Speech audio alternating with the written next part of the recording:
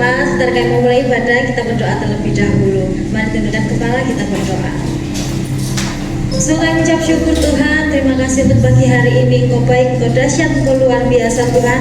Selama 1 minggu Engkau menyertai memberkati kami tanpa kekurangan suatu apapun Tuhan. Tuhan, kami mau meninggikan nama-Mu, kami mau mengagungkan nama-Mu, sebab Engkau Allah yang dahsyat hadir di tempat ini Tuhan. Menyapa setiap jemaat-Mu, biar jemaat yang datang dalam keadaan letih lesu, yang berbeban berat Engkau berikan sukacita, Engkau berikan mukjizat Tuhan. Bapa, juga Engkau memberkati jemaat yang mengikuti ibadah online Tuhan, biar Kau menyamar setiap mereka yang ada di rumah Tuhan. Terima kasih ya Bapak, kami serahkan ibadah dari awal, pertengahan hingga akhirnya ke dalam kuasa tangan-Mu, di dalam nama Tuhan Yesus. Haleluya, amin.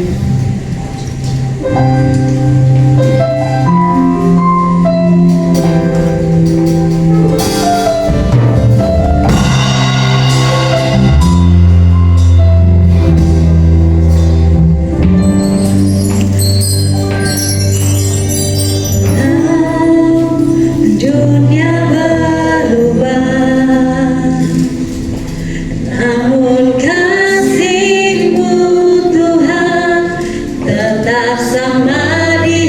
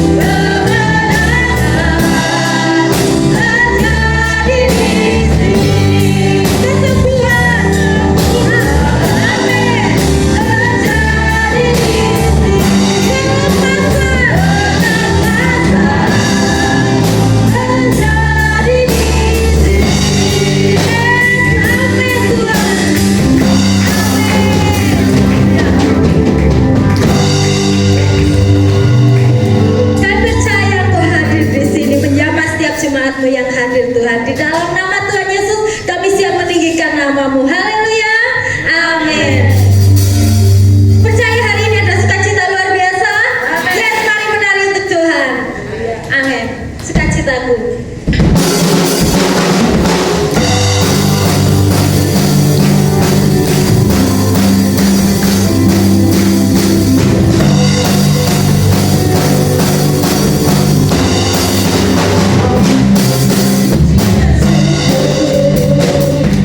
Aku naik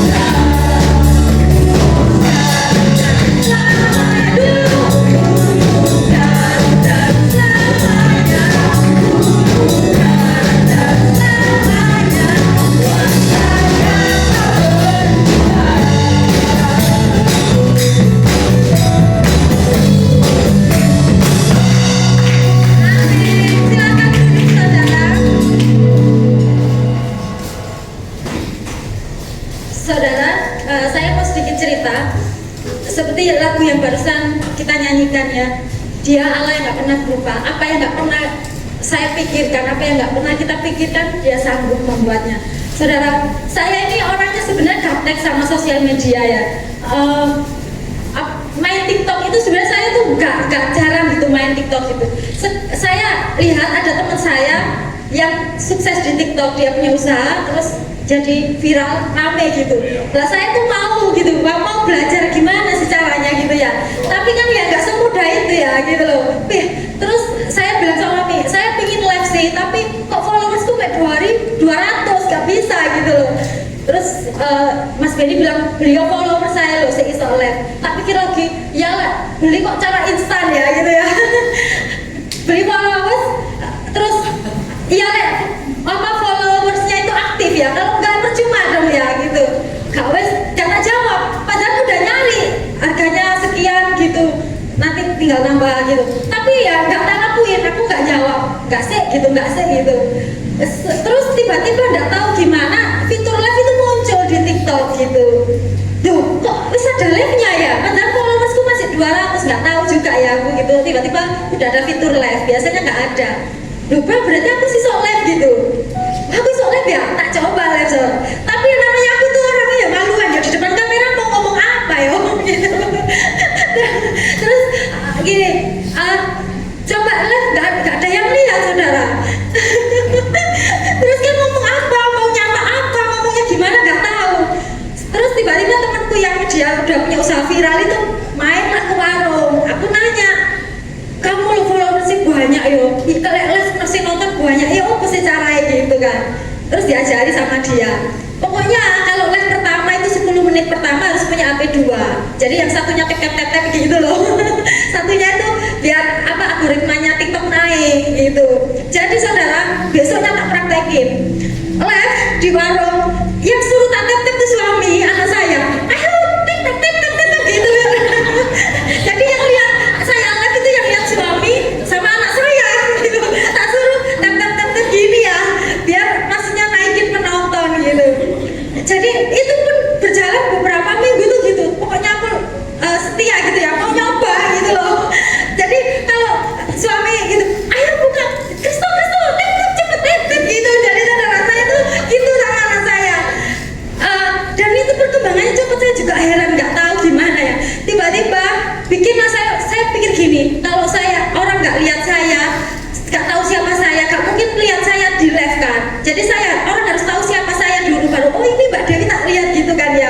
Bikinlah saya itu video, pokoknya ngejuali HP itu selalu on kamera saudara. Di sini kamera nyala, di sini tak pindah sini gitu loh pokoknya gitu. Jadi tak upload aja, semua diupload. Adalah satu video itu viral gitu. Viral karena itu saya pasang harga nasi pecel berapa ya, 16.000. Jadi pro kontra ya, karena kan mungkin kalau di Surabaya harganya normal, tapi kalau di desa kan kemahalan. Jadi itu banyak yang komen, kemahalan lah, gini lah gitu loh saudara. Tapi dari komen-komennya orang itu kan akhirnya naikin video saya ya, viral itu video saudara. Jadi terus dalam waktu belum 1 bulan tuh followers langsung naik 1.000 lebih saya, tanpa beli itu tadi ya. Tanpa beli followers. Terus akhirnya saya jadi semangat toh ya. Tapi saya nggak nyoba live dulu waktu itu karena saya masih mau serius bikin video biar orang tuh tahu siapa saya. Kalau saya terkenal kan, oh ini Mbak Dewi nanti live pasti lihat gitu kan ya. Jadi itu konsep saya. Tiba-tiba saya live lah, coba live bikin PY saudara, live bikin PY. Pokoknya ya ngomongnya gimana, wes pokoknya ngerucus saya gitu. Halo Bunda, selamat malam ya, ini saya lagi bikin PY ini gini gitu. Saya ngomongnya gitu aja pokoknya. Gitu ya. Terus akhirnya banyak yang nonton sampai 400, 300, sampai banyak gitu. Aku, ya kok bisa sih nonton banyak. Padahal kemarin itu anak saya sama suami saya yang satu nonton saudara. Gitu. Terus sampai akhirnya pokoknya cepet gitu loh perkembangan akun saya TikTok itu. Ada tiba-tiba dari orang Jeruk itu ya nyari warung saya datang. Saya lihat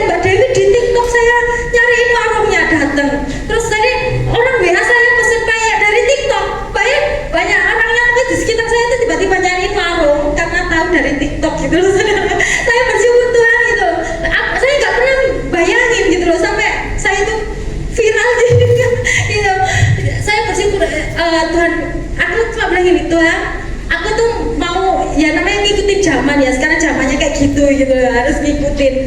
Temenku ramenya kayak gitu sampai dia pesanannya banyak gara-gara dari TikTok. Tuhan aku tuh mau loh Tuhan kayak gitu nggak tahu caranya gimana, tapi Tuhan tuh kayak tuntun gitu loh. Terus saya juga heran kok bisa ya sampai sebanyak ini, sampai orang-orang tuh sekarang ya heran, Mbak Dewi lah kok ngomong kok pinter ya depan kamera, ya mau nih yuk gak iso kok doa. Mas Benny tuh tak suruh ngetek video saya ngomong itu sampai kepelicet 3 kali. Ngomong apa? Salah saya ulang. Salah itu sampai 3 kali gitu loh saudara. Mas Benny yang bagian kameramen gitu itu sampai berkali-kali, tapi sekarang wes biasa saudara ya, cerotes dewe gitu ya itu. Jadi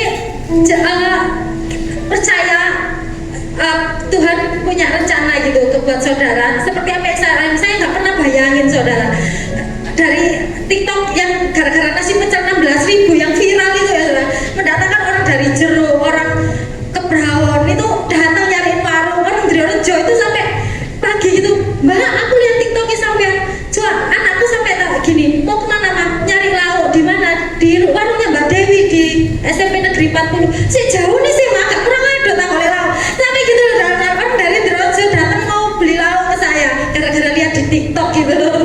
Gitu. Jadi saudara bangga punya Allah seperti Tuhan Yesus, dia sanggup membuat segala sesuatu yang enggak kita pikirkan ya. Semoga apa yang saya alami menjadi berkat buat saudara, menjadi semangat buat saudara. Amin. Dan Yesus memberkati. Yuk kita lagi persiapkan untuk firman Tuhan. Aniku ku berjalan lewat lembah gelap, namun tanganmu selalu menopang hidupku.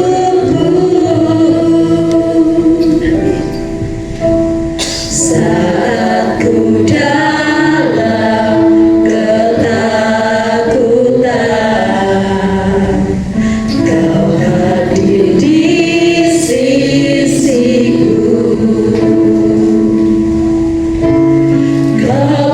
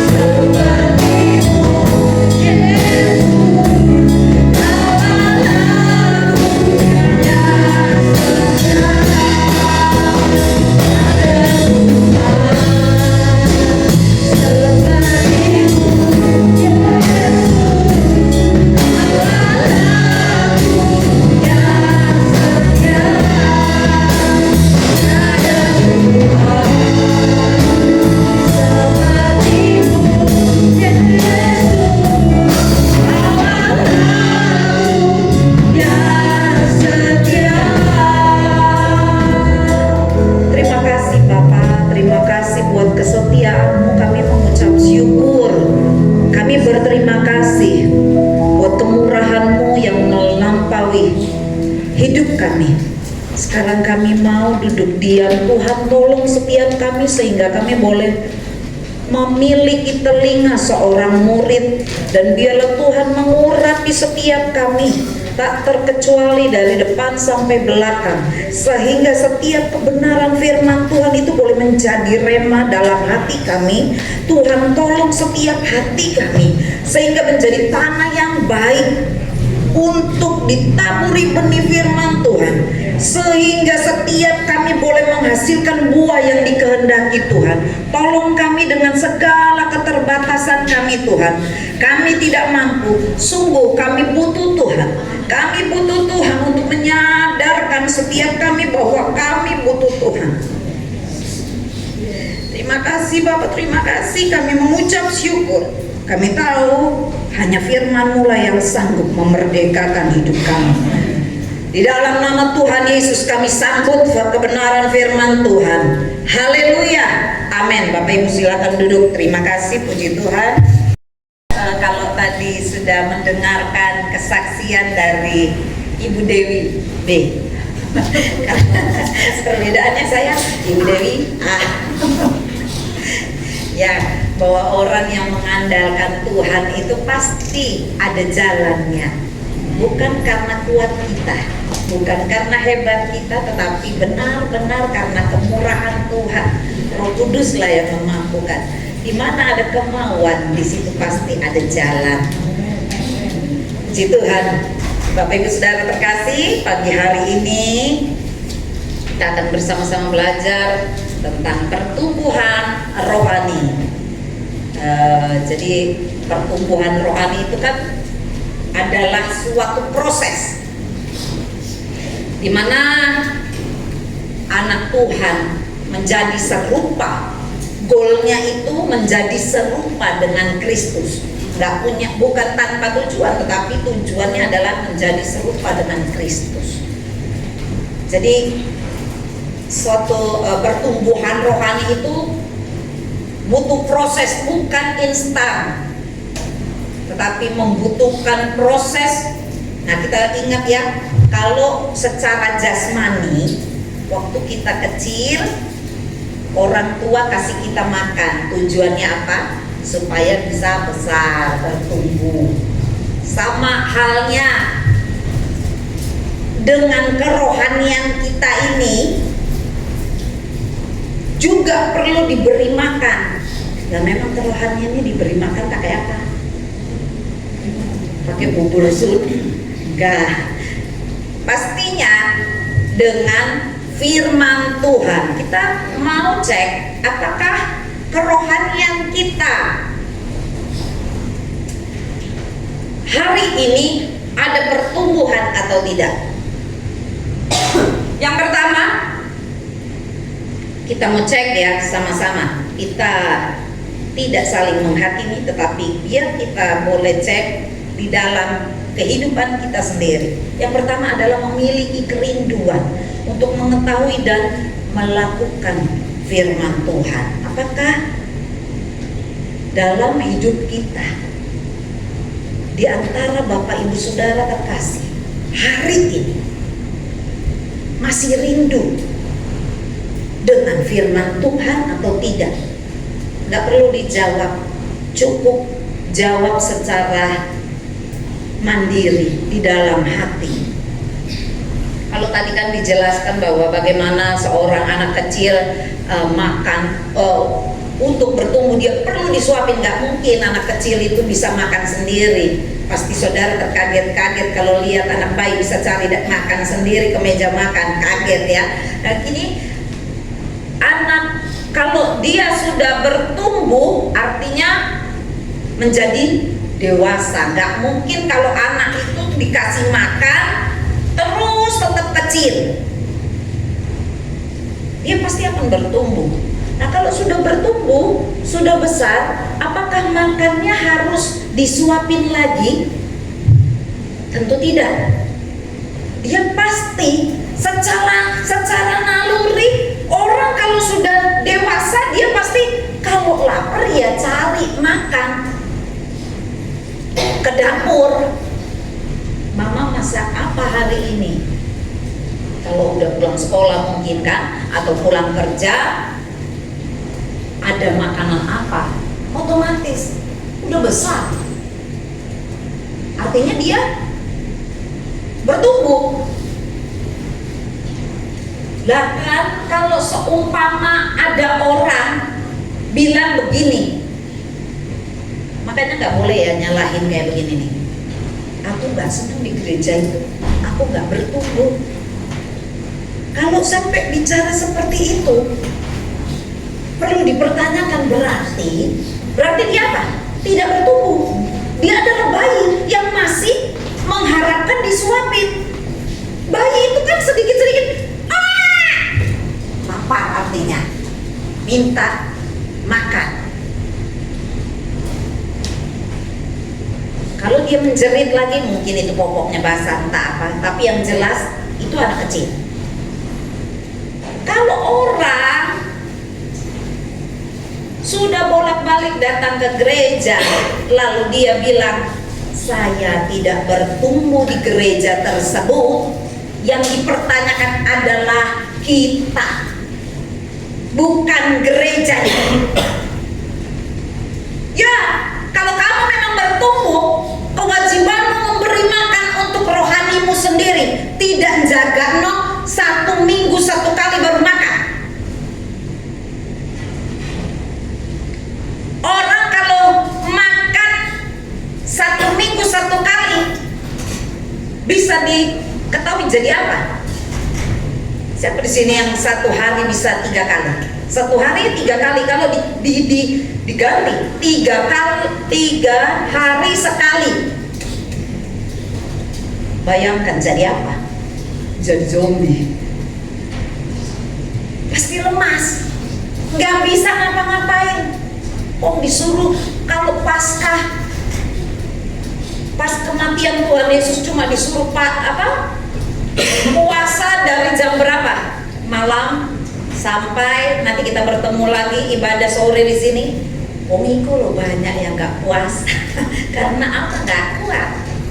Itu satu hari, hitungannya masih jam. Bagaimana kamu kalau 1 minggu 1 kali kasih makan? Makanya tidak heran ada begitu banyak yang katanya anak Tuhan, katanya orang Kristen menghadapi tantangan, menghadapi tekanan, akhirnya pilih jalan pintas apa? Bunuh diri. Karena apa? Rohnya nggak kuat. Nggak pernah dikasih makan. Bagaimana mau menghadapi tantangan? Rohnya itu lemah. Yang dikasih makan adalah setiap hari lihatnya TikTok, setiap hari nontonnya YouTube, tapi tidak lihat firman Tuhan. Bagaimana mau kuat?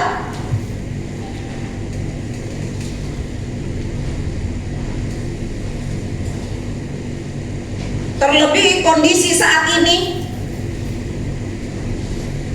yang begitu menekan, ada begitu banyak terjadi PHK di mana-mana, perusahaan-perusahaan besar, pabrik besar, PHK massal. Kalau kita mendengar hal-hal kayak begitu, yang justru kita masukkan, yang kita dengar, itu akan melemahkan iman kita. Karena bukan firman Tuhan yang kita dengar, berita yang menyesakkan dada, berita-berita yang bikin down iman kita. Berbeda kalau kita mendengarkan firman Tuhan. Firman Tuhan jangan anggap remeh. Firman Tuhan adalah Tuhan sendiri. Ketika kita menunggang dengan firman Tuhan, bayangkan powerfulnya, betapa berkuasanya hidup kita. Ketika kita baca terus, bukan cuma baca, merenungkan. Di situ roh kita menjadi kuat karena dikasih makan. Makanya jangan baca firman Tuhan nanti waktu hari Minggu di sini, waktu disuruh tunjuk, tolong kasih baca dulu, baru bisa berdiri baca firman Tuhan. Bagaimana nggak kuat?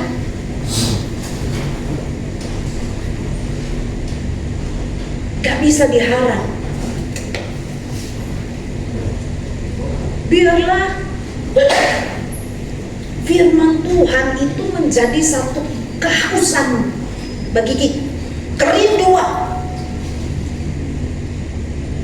Saya juga baru belajar ya, kalau anak Israel usia 8 tahun itu dibawa kepada rabi, orang tuanya bawa kepada rabi, lalu matanya ditutup dan dikatakan di telinganya, dia disuruh buka mulut dan keluarkan lidah. Saat dia dibisikkan bahwa firman Taurat itu seperti madu, manis rasanya dan keindahannya melebihi dari dunia. Saat itu madu diteteskan di lidahnya, dan itu terekam dalam alam bawah sadar anak-anak Israel usia 8 tahun. Sejak itu mereka memang harus hafalkan Taurat Tuhan. Bisa dibayangkan kesuksesan mereka, kan kita tahu bangsa Israel yang terkecil di seluruh dunia, tetapi dia punya kuasa di seluruh dunia. Bagaimana orang-orang paling kaya dari Israel, orang-orang hebat, orang-orang pintar dari Israel. Orang kalau mau menjadi berhasil, cintai firman Tuhan. Jangan anggap enteng firman Tuhan, jangan anggap remeh firman Tuhan.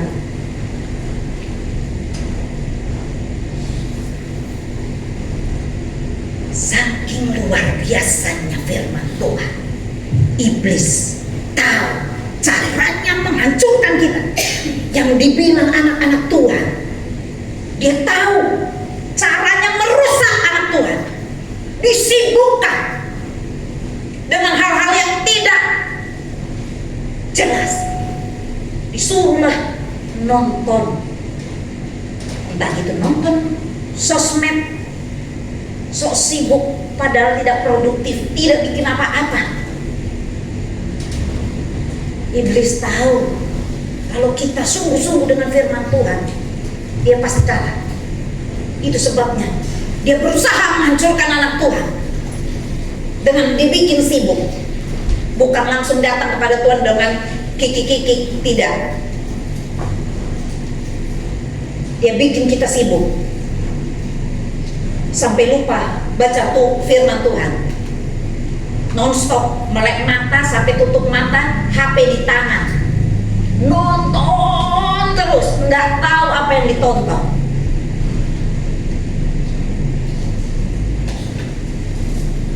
Sampai pada akhirnya Tuhan Yesus bilang sama Marta, Marta, Marta, kamu tuh sok sibuk ngeliatin HP, padahal Marta nggak punya HP. Dia sok sibuk.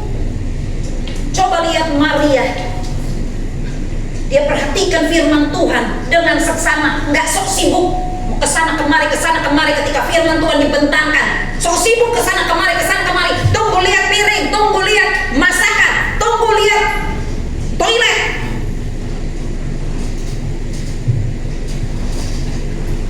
Tuhan tegur Marta karena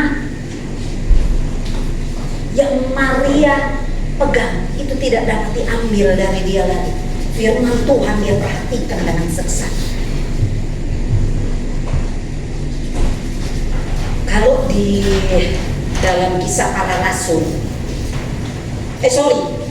jadi Rasul Paulus itu membagi manusia di dalam 1 Korintus pasal 2 dan ketiga. Pasal 2 dan ketiga itu dalam 1 Korintus, Rasul Paulus membagi manusia itu menjadi 3 jenis manusia. Yang pertama adalah manusia duniawi, 1 Korintus 2 ayat 14. 1 Korintus 2 ayat 14, manusia duniawi. Yang pertama manusia duniawi ya. 1 Korintus 2 ayat 14. Boleh yang sudah menemukan dibacakan. 1 Korintus 2 ayat 14. Tetapi manusia duniawi tidak menerima apa yang berasal dari Roh Allah, karena hal itu baginya adalah suatu kebodohan, dan ia tidak dapat memahaminya, sebab hal itu hanya dapat dinilai secara rohani. Manusia yang pertama yang diklasifikasikan oleh Rasul Paulus adalah manusia duniawi, manusia yang belum lahir baru, belum kenal Allah. Jadi mereka ini belum terima Tuhan Yesus.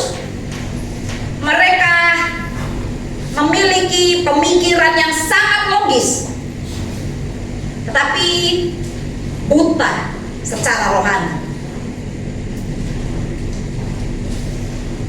dan tidak menghargai hal-hal rohani. Jenis yang kedua yang Rasul Paulus klasifikasikan adalah manusia kedagingan. 1 Korintus 3 ayat 2 sampai 3. 1 Korintus 3 ayat 2 sampai 3, manusia kedagingan. Jenis yang kedua. 1 Korintus 3 ayat 2 dan 3. Susulah yang kuberikan kepadamu, bukanlah makanan keras, sebab kamu belum dapat menerimanya, dan sekarang pun kamu belum dapat menerimanya, karena kamu masih manusia duniawi. Sebab jika di antara kamu ada iri hati dan perselisihan, bukankah hal itu menunjukkan bahwa kamu manusia duniawi dan bahwa kamu hidup secara manusiawi? Puji Tuhan, itu adalah jenis manusia yang kedua, yaitu manusia kedagingan menurut Rasul Paulus dalam 1 Korintus 3 ayat 2 dan ketiga.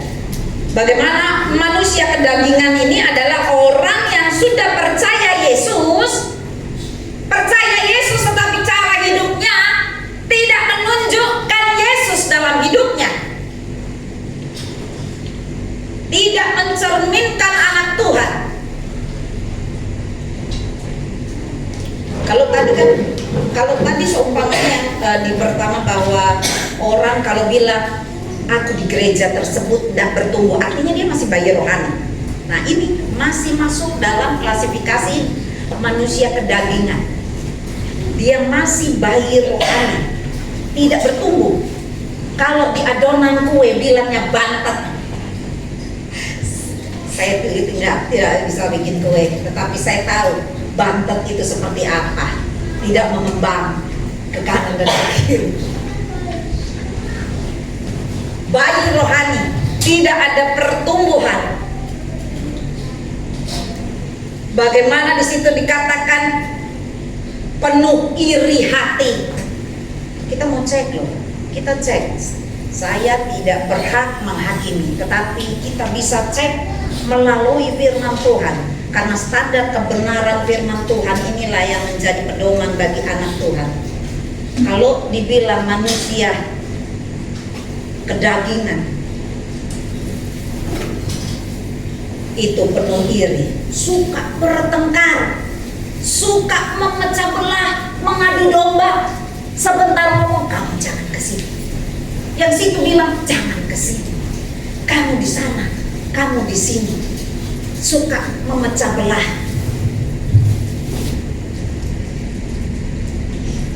Maunya minta diperhatikan. Kalau sudah melakukan hal yang baik, ugal-ugal gimana saya? Bagus tidak? Kalau bahasanya anak sekarang itu caper.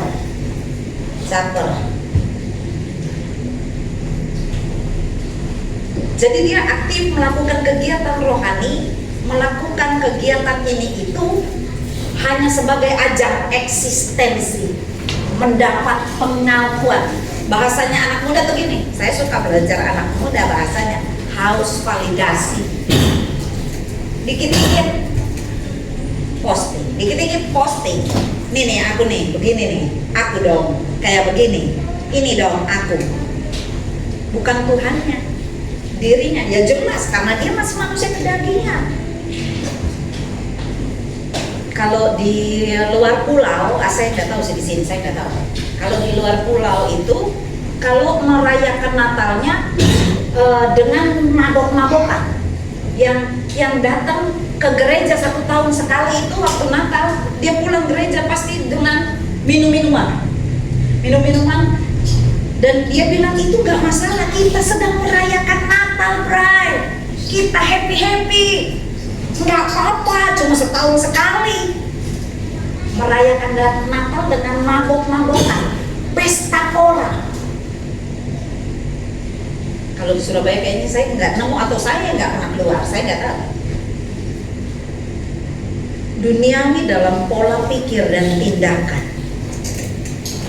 Kalau saya dulu sebelum bertobat, saya belum terima Tuhan, saya itu ke gereja, saya gereja Protestan. Ya gereja dulu kan waktu anak kita dari orang tua pasti kalau lahirnya Kristen ya otomatis sudah Kristen. Jadi kalau saya ke gereja, saya kan nggak tahu itu cinta Tuhan itu nggak ngerti. Tetapi saya masih ingat kalau saya ke gereja, saya sebetulnya cuma sedang ingin pamer baju baru. Itu saya. Masih kecil ya, masih kecil. Jadi waktu saya pokoknya kalau ke gereja, kalau ada baju baru baru saya ke gereja. Kalau nggak punya baju baru saya nggak ke gereja. Jadi cuma mau pamer. Atau saking malunya dibilang, kau ikut toh? Kau bukan. Sampai ada kau. Kamu itu Kristen apa? Kau nggak pernah kelihatan ke gereja karena malu digituin. Jadinya pergi ke gereja butuh diakui, butuh pengakuan. Jadi melakukan segala sesuatunya bukan karena cinta Tuhan. Tidak didasari karena cinta Tuhan. Itulah jenis manusia yang kedua. Jenis manusia yang ketiga adalah manusia rohani. 1 Korintus 2 ayat 15 sampai 16. 1 Korintus 2 ayat 15 sampai 16. 1 Korintus 2 ayat 15 dan 16. Tetapi manusia rohani menilai segala sesuatu, tetapi ia sendiri tidak dinilai oleh orang lain. Sebab siapakah yang mengetahui pikiran Tuhan sehingga ia dapat menasihati dia? Tetapi kami memiliki pikiran Kristus. Amin, puji Tuhan. Yang ketiga, jenis manusia yang ketiga adalah manusia rohani. Kalau manusia rohani, tadi kita sudah baca, sudah pasti dia adalah orang percaya yang dipimpin oleh Roh Kudus. Hidupnya dalam kebenaran firman Tuhan. Dia pasti mencintai firman Tuhan. Suka menyembah kepada Tuhan. Jadi dia waktu datang ke gereja, dia tidak nonton WL singer pemain musik.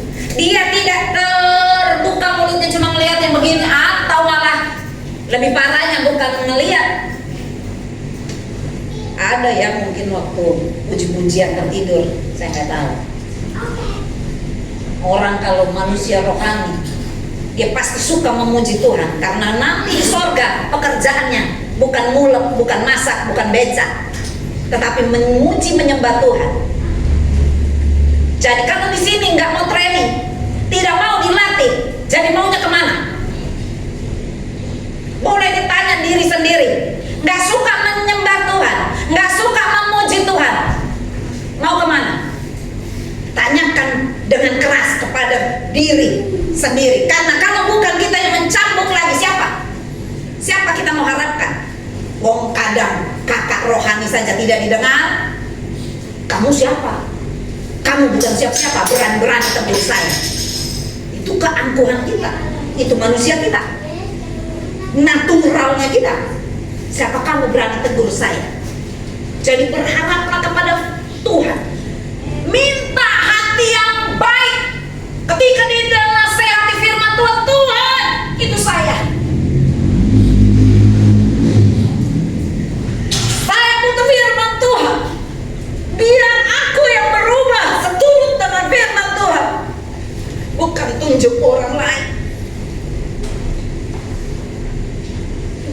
terima kasih buat firman. Hati yang lembut, dia meresap seperti spon. Itu saya Tuhan, terima kasih. Makanya ketika siapa yang berdoa di sampingnya ahli Taurat itu, dia merasa tidak layak. Aku adalah orang berdosa.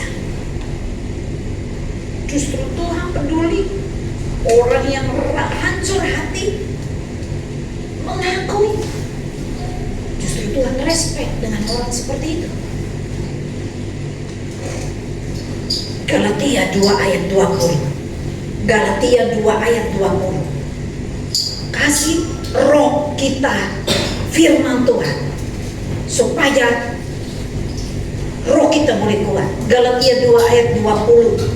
Galatia 2 ayat 20. Namun aku hidup, tetapi bukan lagi aku sendiri yang hidup, melainkan Kristus yang hidup di dalam aku. Dan hidupku yang kuhidupi sekarang di dalam daging adalah hidup oleh iman dalam Anak Allah yang telah mengasihi aku dan menyerahkan dirinya untuk aku. Amin. Amin. Buat firman Tuhan. Manusia rohani ketika dia terima Tuhan, ketika dia dicelipkan matanya bahwa dia adalah manusia yang berdosa dan karena pengorbanan Tuhan diselamatkan, dia pasti akan berkata, hidupku bukannya aku lagi, tetapi Yesuslah yang ada di dalam. Ketika kita melakukan segala sesuatunya, bukan untuk kita dipuji orang, bukan untuk kita disanjung orang, bukan kita menerima kemuliaan yang harusnya untuk Tuhan, tetapi ketika kita menjadi manusia rohani yang sadar bahwa hidup kita hanya karena murahan Tuhan, gak pedulikan lagi omongannya orang, mau dipuji kek, mau apa kek, mau hujan kek, mau apa kek, tetap cinta Tuhan. Apa yang terjadi, yang dia kedepankan adalah Tuhan.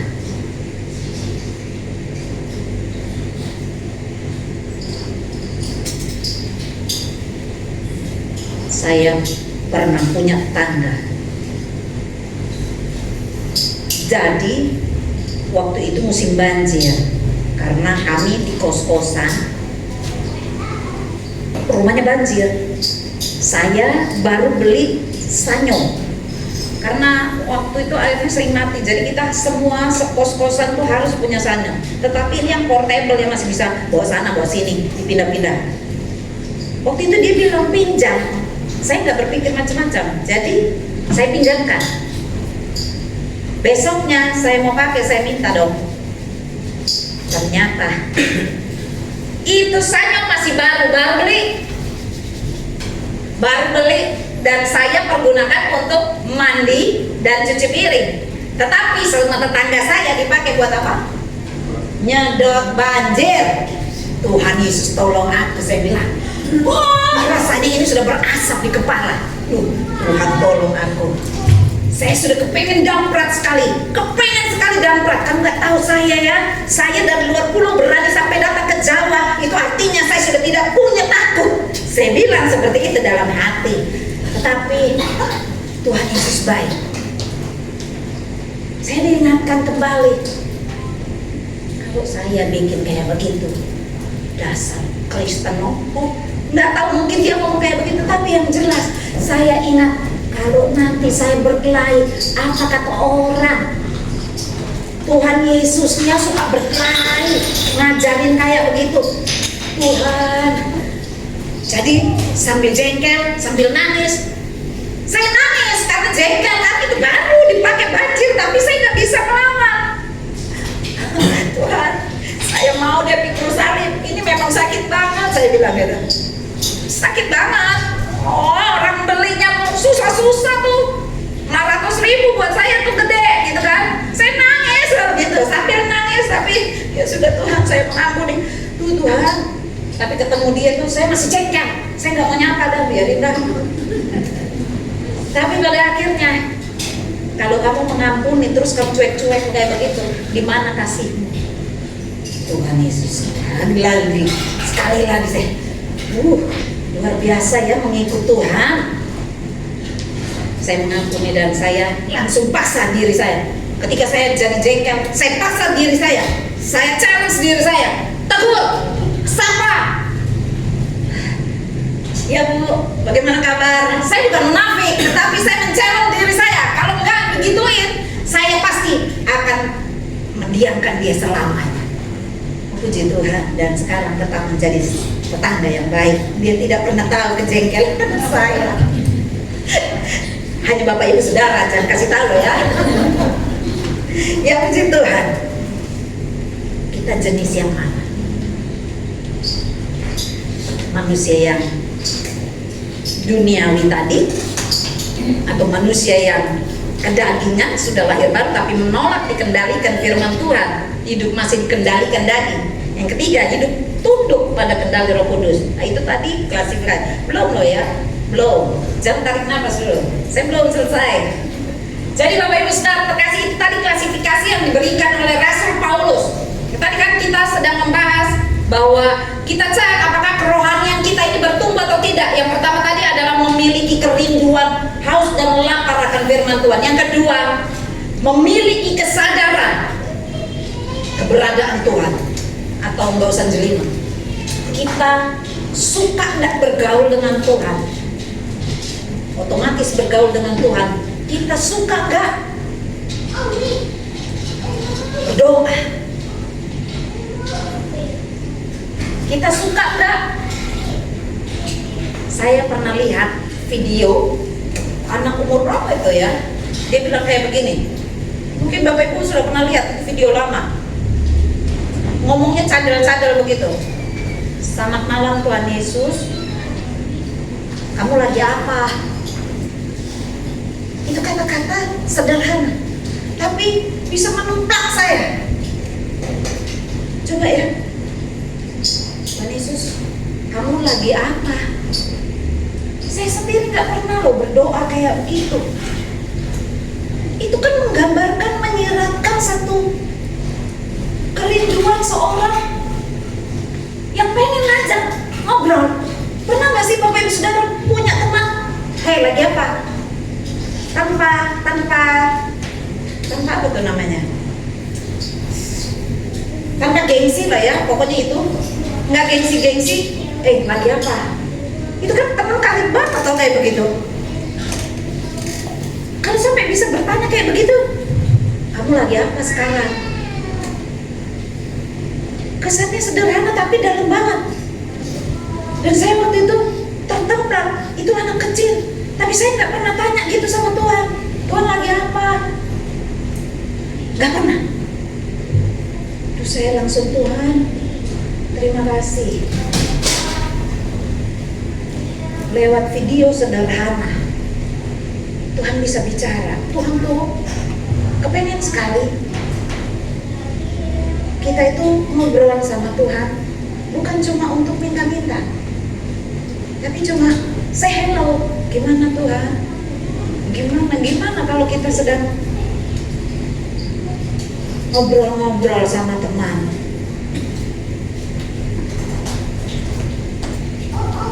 Hidup yang bertumbuh itu pastinya harus memastikan kita terhubung dengan Sang Pemberi hidup. Kalau kita tidak pernah terhubung, bagaimana kita bisa hidup, bertumbuh? Punya kulkas besar, hebat, bagus, keluaran terbaru, harga 40 juta, berapa pintu? 8 pintu atau 12 pintu? Kalau 20 pintu itu kos-kosan. Nah, kulkas sebegitu mewahnya, tidak ada manfaatnya kalau dia nggak dicolokin ke listrik. Sama dengan kita, ketika kita tidak terhubung dengan sumbernya, kita nggak bisa terhubung. Kalau kita memang nggak pernah menjalin komunikasi, kita nggak pernah berdoa, kita rasa doa adalah pekerjaannya nenek-nenek tua, oma-oma yang bau tanah. Itu doa.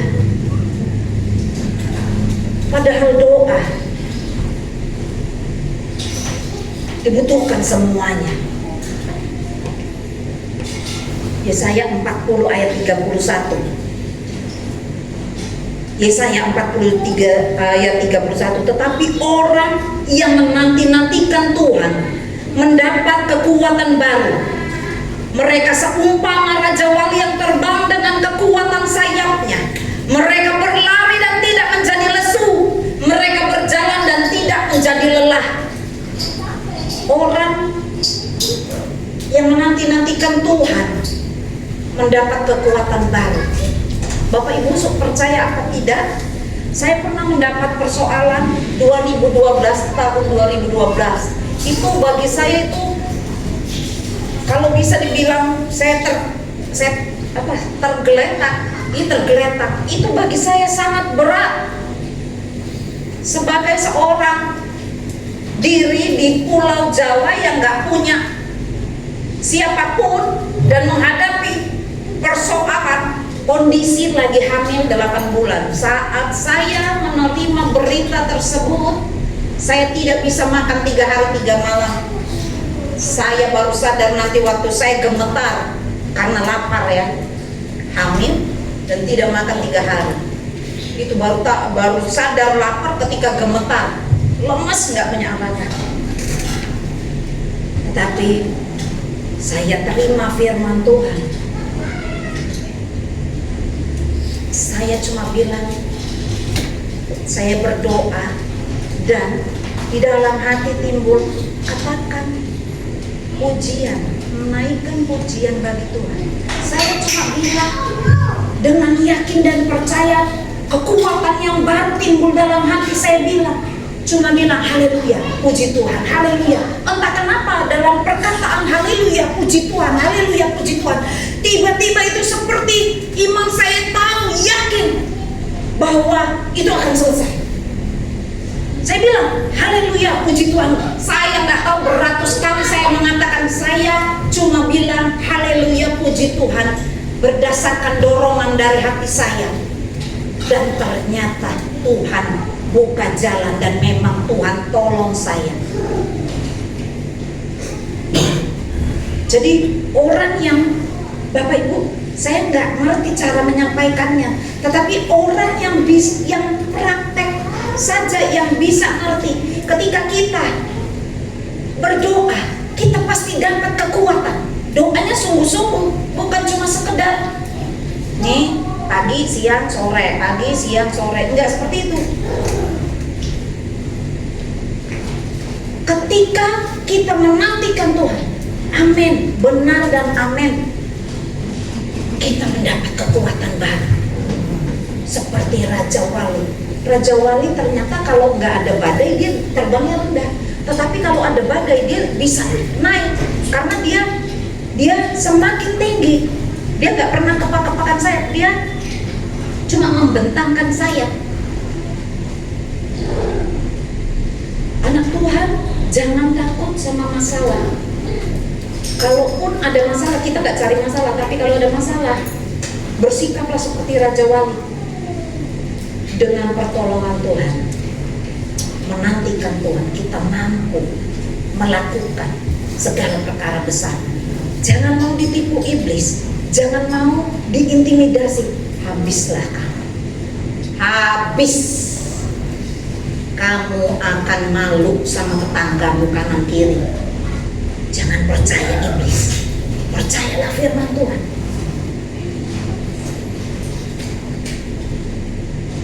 Kita tidak akan mengalami pertumbuhan bila kita tidak terhubung dengan Bapa. Yang ketiga, memiliki respon yang cepat terhadap dosa. Orang kalau sudah punya Roh Kudus, orang kalau sudah terima Tuhan, itu otomatis ya, Roh Kudus ada di dalamnya. Karena nggak mungkin kita bisa bilang Tuhan Yesus itu adalah Tuhan kalau bukan di dalam kita ada Roh Kudus. Ketika kita memiliki respon yang cepat terhadap dosa, boleh nggak kita jatuh? Boleh. Kita masih manusia daging, secara jasmani masih bisa jatuh. Tetapi jangan mau tinggal di dalam dosa. Keledai katanya adalah hewan terbodoh, tetapi ternyata keledai itu kalau sudah jatuh di dalam lubang, dia berusaha tidak jatuh lagi ke lubang yang sama. Itu keledai. Kita perlu belajar, jangan sampai kita jatuh ke lubang yang sama, ke dosa yang sama berulang kali. Masa kalah sama keledai? Orang yang bertumbuh, dia akan menghindari lubang, menghindari kelemahannya. Dia tahu kelemahannya di mana yang bisa bikin dia jatuh. Karena gini, sifat dosa itu mengikat. Upah dosa adalah maut, tetapi sifat dosa itu mengikat. Itu sebabnya ketika orang sudah jatuh dalam dosa pornografi, dia setengah mati, keluar dari situ. Apa saja namanya dosa. Siapa yang bilang gampang? Kalau sudah jatuh dalam dosa, susah setengah mati melepaskan. Karena memang sifatnya dosa mengikat. Jadi kalau seumpamanya kita hari ini belum pernah coba narkoba, jangan coba. Sekali kamu coba akan terikat. Jangan pernah coba dosa, karena sifat dosa itu mengikat. Yakobus 5 ayat 16a. Yakobus 5 ayat 16a, boleh tolong? Yakobus 5 ayat 16a. Yakobus 5 ayat 16a. Karena itu hendaklah kamu saling mengaku dosamu dan saling mendoakan supaya kamu sembuh. Doa orang yang benar bila dengan yakin didoakan sangat besar kuasanya. Amin. Bapak Ibu ingat Daud. Ingat Daud, dia pernah jatuh. Dia mengambil istrinya orang. Tetapi pada akhirnya di dalam Mazmur 32, coba dibuka Mazmur 32 ayat 3 sampai 5. Mazmur 32 ayat 3 sampai 5, tolong. Mazmur 32. Mazmur 32 ayat 3 sampai 5. Selama aku berdiam diri, tulang-tulangku menjadi lesu, karena aku mengeluh sepanjang hari. Sebab siang malam tanganmu menekan aku dengan berat. Sumsumku menjadi kering, seperti oleh teriknya musim panas. Selah. Dosaku kuberitahukan kepadamu, dan kesalahanku tidaklah aku sembunyikan. Aku berkata, aku akan mengaku kepada Tuhan pelanggaran-pelanggaranku, dan Engkau mengampuni kesalahan karena dosaku. Amin. Amin. Puji Tuhan buat firman Tuhan. Daud dalam kondisi tersebut, dia bilang, selama aku berdiam diri, tulang-tulangku menjadi lesu. Orang kalau nggak ngakui dosanya terintimidasi. Karena aku mengeluh sepanjang hari, siang malam tanganmu menekan aku dengan berat, sumsumku menjadi kering. Akibat dosa yang kita sembunyikan. Daud mengalami hal tersebut. Bagaimana dia merasakan hal-hal itu, sehingga akhirnya dia mengakui. Ketika mengakui, Tuhan mengampuni. Ketika kita mengakui, kuasa dosa hilang kekuatannya. Nah, kalau kita tidak pernah mengakui, apa yang mau Tuhan ampuni? Kalau kita selalu merasa benar, tidak merasa bersalah, tidak merasa berdosa, aku tidak berdosa. Nah, terus apa yang mau Tuhan ampuni? Oh, kita sendiri tidak pernah mengaku salah. Kita tidak pernah mengaku dosa-dosa kita. Apa yang mau Tuhan ampuni? Itu diuber dosa. Gak punya sukacita, gak ada damai sejahtera, gak mengakui dosa. hidupnya kering, tidak ada sukacita, tidak ada damai sejahtera. Biarlah kalau Roh Kudus tiba-tiba bicara dalam hati kita dan kita dituntun untuk mengakuinya, jangan keraskan hati. Akui di hadapan Tuhan, Tuhan, aku sudah berdosa. Dosa tersebut hilang kekuatannya karena kita sudah mengakui di hadapan Tuhan. Bapak Ibu Saudara terkasih, biarlah firman Tuhan pagi hari ini yang cukup panjang tidak meninabobokkan kita semoga, tetapi biarlah itu boleh tertanam dalam hati kita. Kita mau bertumbuh semakin hari semakin serupa dengan Kristus, karena itu goal kita. Hari ini kalau memang masih diberi kesempatan, kita boleh jalan. Tapi kalau masih ada matahari bersinar, selagi ada kesempatan, cepat berbalik kepada Tuhan. Jangan sia-siakan hari-hari. Nanti lihat jalan keluar yang Tuhan bukakan. Jangan bilang, aku berdoa gak dibuat apa-apa, gak ada sesuatu apapun yang terjadi. Jangan pernah bilang seperti itu. Tuhan masih bermurah hati kepada kita. Puji Tuhan. Bapak Ibu Saudara kekasih, saya serahkan kembali kepada Bapak Gembala. Shalom. Bapak Ibu Saudara terkasih, hari ini kita belajar tentang pertumbuhan rohani. Kita bertumbuh bagaimana seseorang atau pribadi kalau tidak bertumbuh pasti ada sesuatu yang salah. Tumbuh-tumbuhan kalau tidak bertumbuh memang bagus, karena memang itu yang namanya bonsai. Tapi kalau yang di luar bukit tumbuhan, pada saat mungkin makhluk hidup lainnya, contoh mau anjing kayak mau gajah, kalau gajah mungkin kalau nggak tumbuh-tumbuh lucu ya, wajahnya kecil terus gitu, tapi ya pasti sesuatu yang aneh. Kalau kemudian anak kita nggak tumbuh-tumbuh, pasti ada pertama mungkin beberapa bulan lucu, tapi setelah bertahun-tahun nggak tumbuh, pasti ada yang mencemaskan orang tuanya.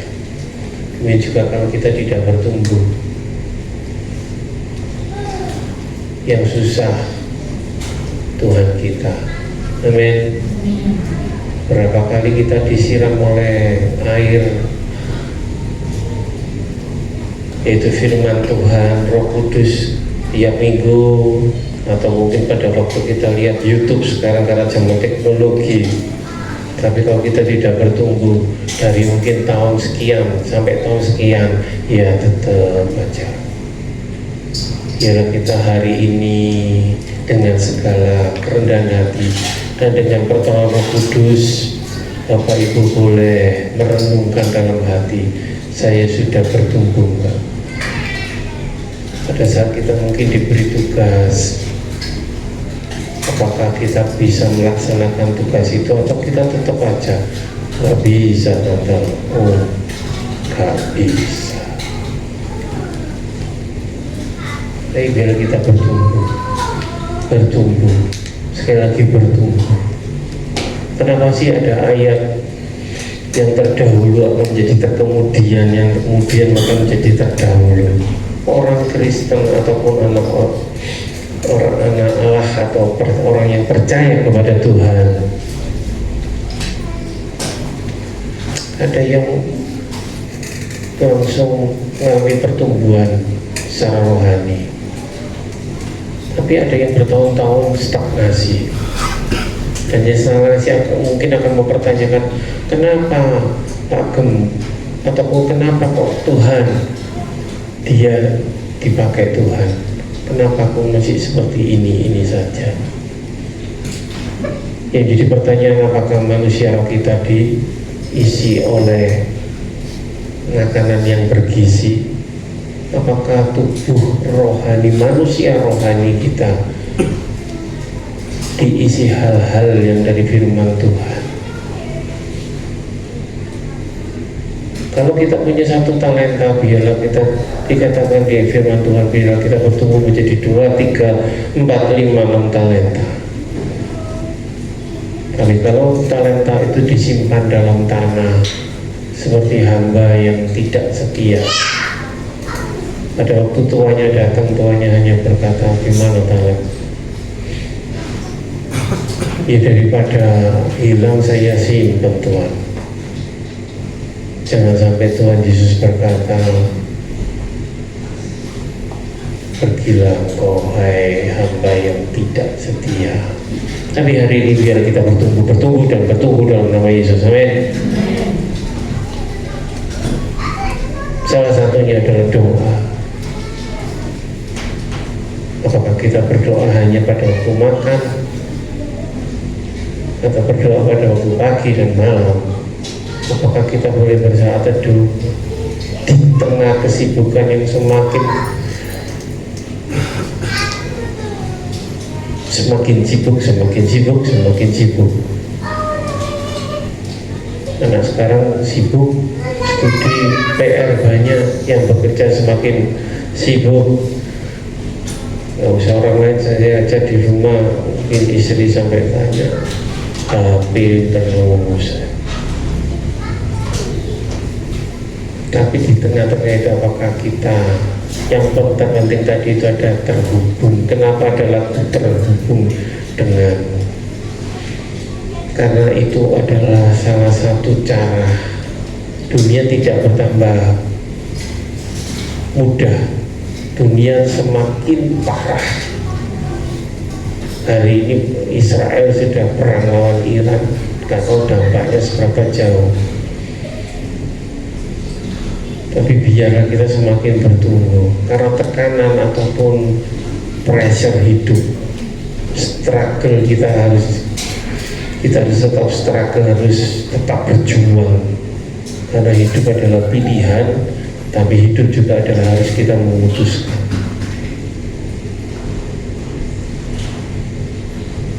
Saya bangga kalau jemaat terus bertumbuh.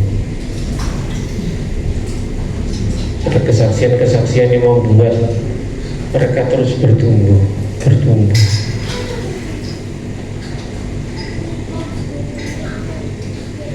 Kenapa ada hamba Tuhan yang jatuh bangun? Kenapa ada hamba Tuhan yang menghilang? Tapi ada juga orang yang biasa-biasa saja kemudian bertumbuh.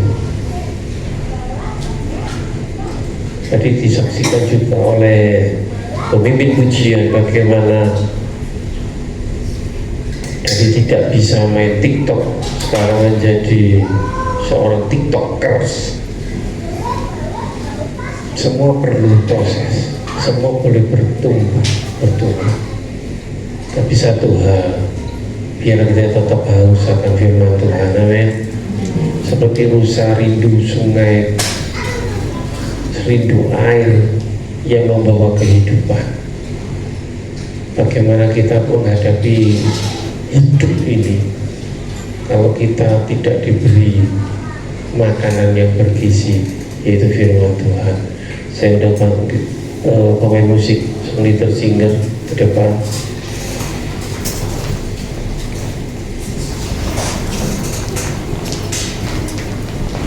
Persiapkan lagu seperti rusa rindu sungai. Biar hati kita bertumbuh.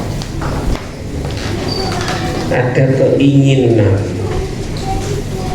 curiously, sesuatu yang dari dalam, yang bukan karena disuruh oleh gembala, yang bukan karena dipaksa karena sudah sakit, bukan dipaksa karena anjuran dokter, bukan dipaksa oleh seseorang, tapi biarlah firman Tuhan menjadi bagian kita dan kita rindu seperti rusa rindu sungai. Katakan, Tuhan, jiwaku rindu.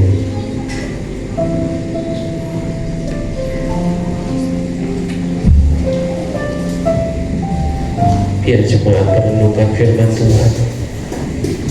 Seperti rusa rindu, sungai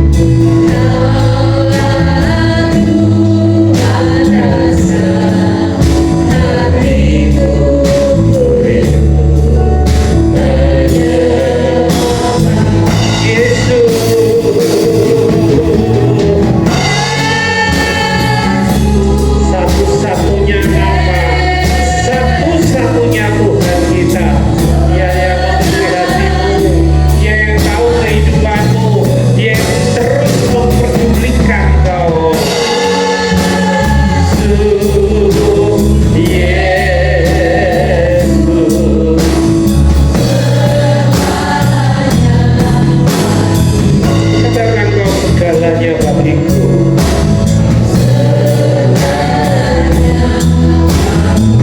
Amin.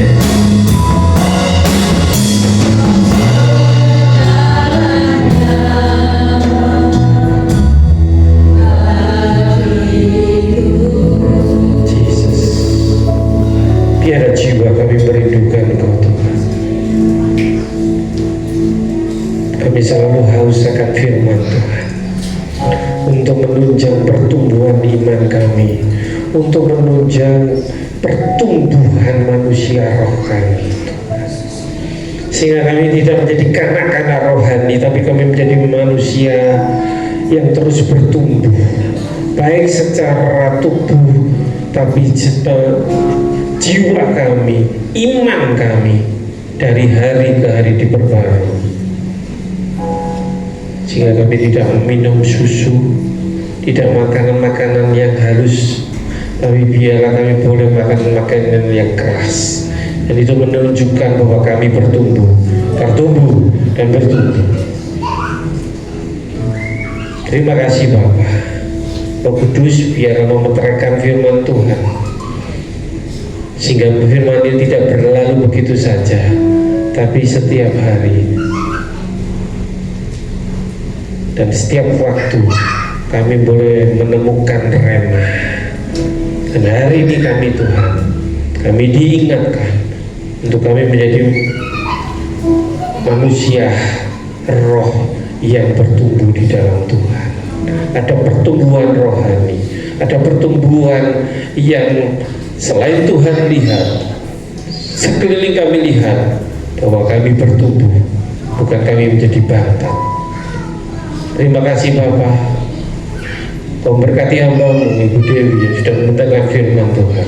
Berkati rumah tangganya, berkati pekerjaannya, berkati keluarganya, dan nama Tuhan dipermuliakan dalam kehidupannya, dan jemaat diberkati oleh firman Tuhan.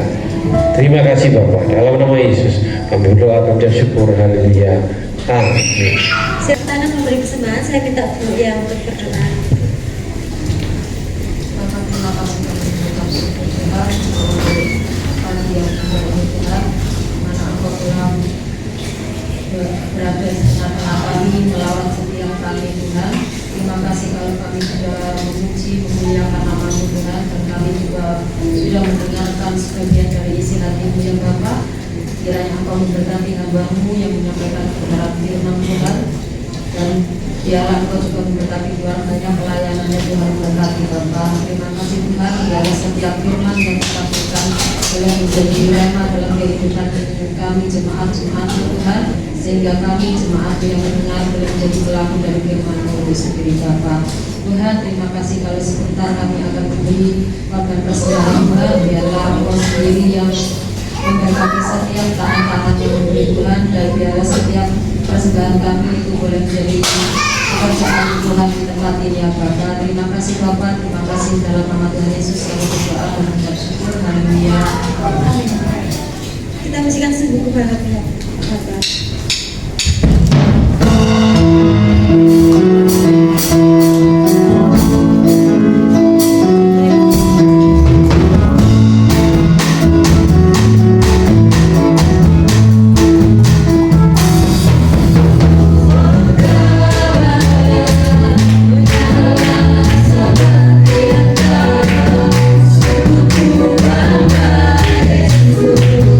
Atas segala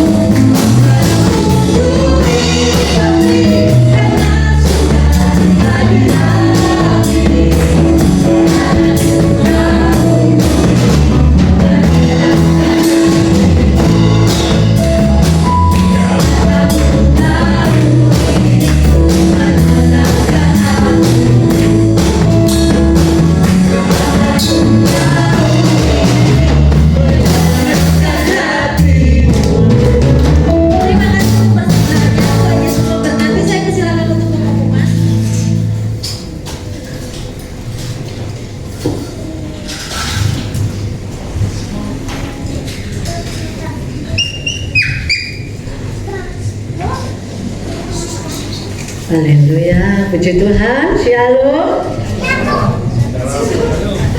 Cemon, persiapkan ya, si kecil tuh jadi BL untuk next time. Kayak mamain. Haleluya. Puji Tuhan. Bapak Ibu Saudara terkasih, terima kasih atas persembahannya. Tuhan Yesus memberkati.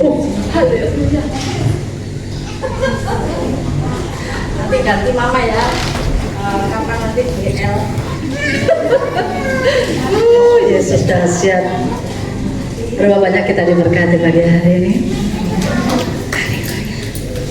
Kita tidak akan pernah terhubung dengan Allah ketika tidak ada keinginan untuk berkomunikasi dengan Dia. Dan ketika kita tidak terhubung dengan Allah, maka kita tidak akan bertumbuh dan menjadi seperti Yesus. Sehingga kita akan mengalami pembantatan rohani dan itu sangat menakutkan. Haleluya. Karena itu miliki keintiman dengan Tuhan, selalu terhubung dengan Tuhan, karena disitulah letak kita akan terus mengalami pertumbuhan rohani di dalam Dia. Saya ingin mengalami bantat, tak ada. Semuanya kita kepingin bertumbuh, semakin dewasa di dalam Tuhan, sehingga kehidupan kita semakin bercahaya. Kita menjadi kesaksian, menjadi berkat untuk nama Tuhan dipermuliakan. Haleluya. Terima kasih Bu Dewi yang sudah menjadi saluran berkat pagi hari ini untuk menyampaikan perenungan firman Tuhan. Ya, Bapak Ibu Saudara yang terkasih dengan Tuhan, pagi hari ini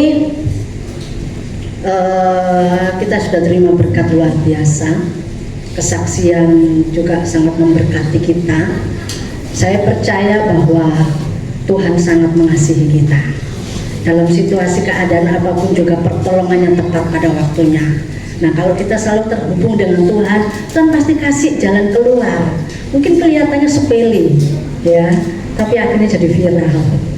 Nah, viral itu semuanya karena kebaikan Tuhan. Yuk, miliki keintiman hubungan dengan Tuhan, dan itu akan terus membuat kita itu bergairah. Apapun yang terjadi, kita akan tetap senyum, ya. Wajah kita akan seperti semangka, tidak seperti kates. Yes, Tuhan Yesus dahsyat, Tuhan Yesus ajaib. Ya, Bapak Ibu Saudara yang terkasih di dalam Tuhan, tadi sudah kesaksian dari Bu Dewi juga bahwa kalau bukan beberapa waktu yang lalu saya sampaikan bahwa menjadi selebriti surga, kita anak-anaknya juga yang sudah berulang tahun. Jadi juga ada selebgram. Ya, selebgram TikTok, ya. Tapi saya percaya Bu Dewi menomorsatukan Tuhan di atas segalanya, ya. Karena itu Tuhan kasih hikmat sehingga melalui apa yang dilakukan Tuhan buat Bu Dewi berhasil di dalam usahanya. Ya, puji Tuhan. Amin. Siapa yang rindu untuk menjadi berkat? Dahsyat. Akhir zaman, terang di dalam diri kita harus semakin bercahaya. Cahaya kita dinikmati oleh banyak orang. Ya, pengumuman untuk sepanjang minggu ini, Jumat kita akan bertemu lagi di dalam doa malam jam 7:30, hari Sabtu ibadah pemuda jam 6, dan akan dilanjutkan dengan latihan musik. Dan mungkin Pak ada tambahan sehubungan dengan yang kemarin disampaikan di PAW itu apa? Tanya apa yang punya kerinduan siapa itu kemarin? Pak Gem ya? Oh ya, puji Tuhan. Yang mungkin nanti door-to-door ya.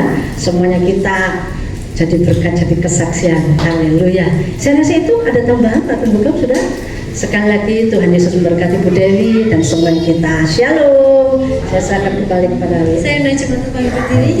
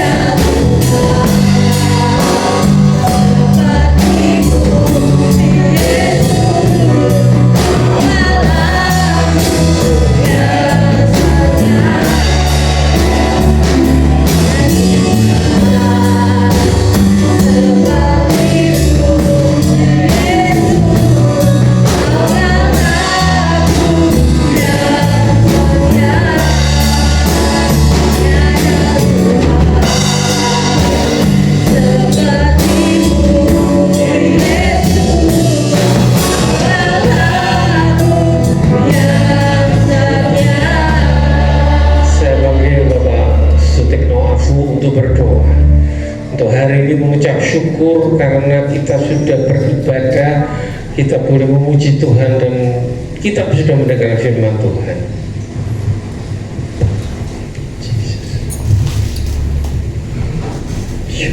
Terima kasih Tuhan.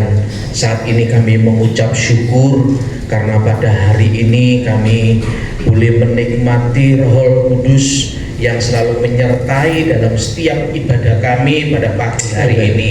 Kami percaya setiap pujian yang sudah kami dengar dan sudah kami panjatkan kepadamu itu mampu memberikan sukacita kami penuh di dalam Tuhan. Kami percaya firman Tuhan yang boleh menuntun kami dalam suatu kebenaran yang hakiki. Terima kasih Tuhan atas semuanya ini. Kami percaya kehidupan kami akan jauh lebih baik karena sesuai dengan dan seturut akan firman Tuhan. Berkati kami semuanya Tuhan, sehingga saat ini kami boleh lepas dari setiap sakit yang kami bawa maupun permasalahan yang kami bawa pada pagi hari ini. Kami percaya di dalam nama Tuhan Yesus semuanya boleh dilegakan di dalam Tuhan. Terima kasih Bapak, terima kasih Engkau berkati pemain musik, Engkau berkati jemaatmu, Engkau berkati WL, Engkau berkati singer, Engkau berkati hamba-Mu yang menyampaikan firman Tuhan. Kami percaya semuanya mendapat berkat daripada Engkau. Semakin hari iman kami semakin ditambah-tambahkan. Terima kasih Bapak, terima kasih. Kami mengucap syukur di dalam nama Yesus. Kiranya berkat dari Allah Bapa di surga, di dalam anaknya yang tunggal, dan satu-satunya nama yang kami beroleh keselamatan itu nama Yesus, serta kasih karunia penyertaan Roh Kudus kiranya melindungi, menyertai, memberkati mulai saat ini sampai Tuhan Yesus datang yang kedua kali. Yang percaya katakan amin.